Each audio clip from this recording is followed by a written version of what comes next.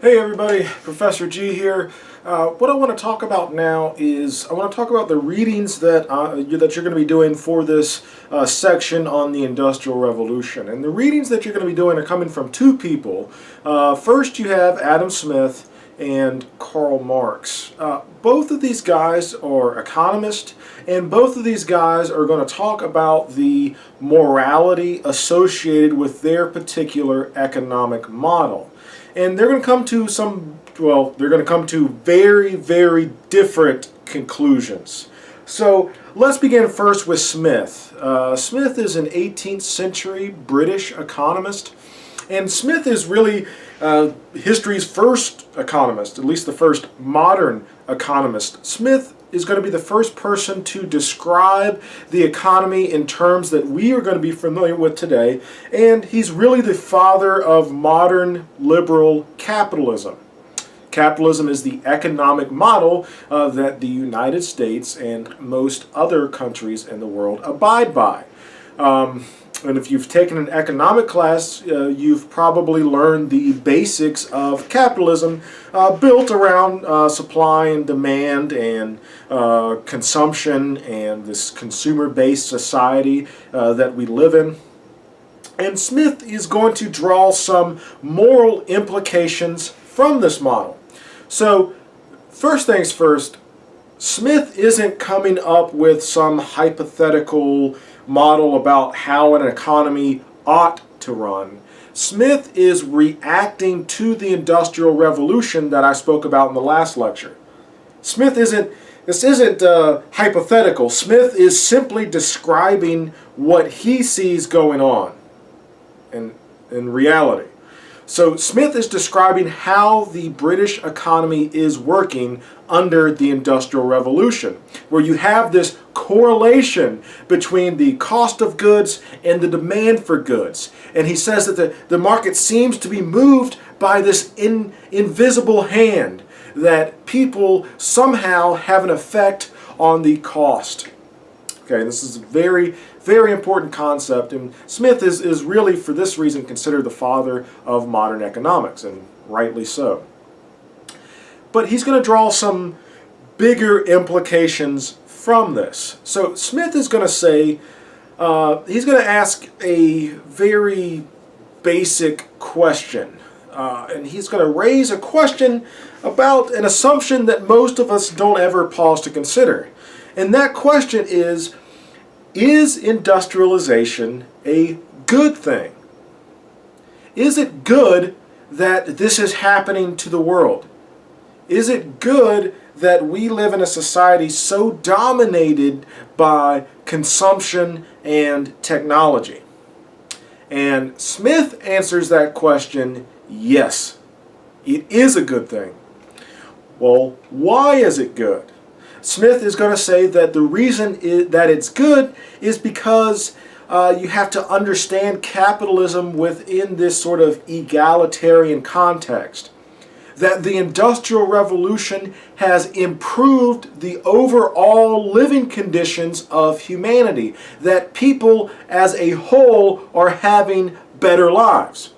And that since people as a whole are having better lives, therefore capitalism and therefore the Industrial Revolution is good. It's good that this is happening.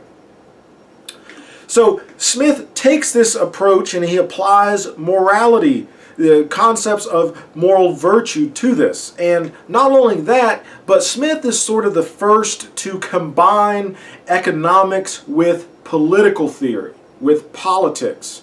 And the central question of politics is, what is the best sort of government we can have? What's the best form of government? And Smith says that to answer this question, that any answer to that political question must involve capitalism. That the best form of government is the government that most fully embraces these capitalistic principles. That harbors businesses, that encourages the growth of businesses, the growth of industry, and that as a result improves humanity's life. So this is the basic sort of underlying assumption of Smith's economic and moral philosophy. That capitalism is good because with capitalism we have progress. That ever since the Industrial Revolution, the standard of living amongst people has continually increased. That it has always gone up. That we have a better standard of living than our parents did and that our grandparents did, and that this constant stream of technology is good. That technology has done nothing but good for humanity, and that it is making our lives easier and in some ways better. Right? So this is the basic assumption that Smith has. Marx disagrees. Right? Marx says capitalism, so to get back to that original question, is this industrialization good? Is it leading to the betterment of society? And Marx says, well, sure, it's leading to the betterment of society for the rich. Right? The people who own these factories, yeah, of course their life's getting better. These wealthy politicians, yeah, of course their life's getting better because now they're making even more money than they did in the past. But Marx says, well, take a second and look at the lives of these workers. Are they making more money? Sure, in most cases they are. But what about the quality of this life?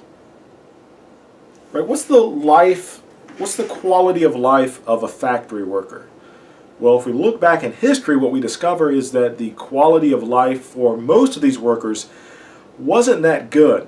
Yeah, you had a job, and yes, for the first time in your life, you probably had extra money in your pocket, but you were working some brutal shifts, right? We're talking 12 to 16 hours a day, but perhaps most importantly, this was a time before labor rights. This was a time before workers' rights. Meaning, if you're working in a factory and you make one mistake and your finger gets caught in the machine and your whole hand's torn off, well, guess what? You're fired. And by the way, don't come back. And by the way, I'm not going to pay for your medical bills. Okay? So, not everyone was benefiting from this. Workers specifically were getting the short end of the stick because how the factory system worked is that one of the things that made it work is that workers were easily and readily replaceable. That this is low skill type labor. That if you got hurt, well, I'll see you later and we'll bring in Joe Blow who just signed up to work. Okay, you could be replaced at any time. If you're tired of your pay, all right, goodbye. We'll just bring in somebody else that's going to work for cheaper. Okay, so there's no workers' rights. There's no safe working conditions, right? These people for the longest time just didn't care how dangerous their factories are. Now this will change. This will change specifically in the 19th century, but this is what Marx is observing from the system. That, yeah, sure, we're making more money, but look at what these people are having to endure. So Marx rejects this capitalistic model for politics, and instead Marx formulates a political policy known as Marxism. And under Marxism, Marxism is more worker focused, that workers have the forefront. Marx says, workers of the world unite. You have nothing to lose but your chains and the world to gain. The idea being that workers ought to own the means of production and not the owners. And that if the workers own the means of productions, the workers would change these conditions because no one wants to work in an unsafe environment. No one wants to have a job where if you get hurt, oh well, see you later. We're not going to help you pay your medical bills. We're not going to do any of that stuff. Right? No one wants to deal with that. So if the workers controlled the factory, and if the workers controlled the means for productions, things would be different. So Marx calls for a worker revolt, a worker revolution. That the power should not belong in the hands of this wealthy elite. That the people who do the job every single day have a better idea about how this job ought to be done. Okay, so I give you those two to sort of juxtapose two different ideas about the Industrial Revolution, two different viewpoints as far as whether or not this industrialization is a good thing. All right, that's it for this lecture class. I'll see you later.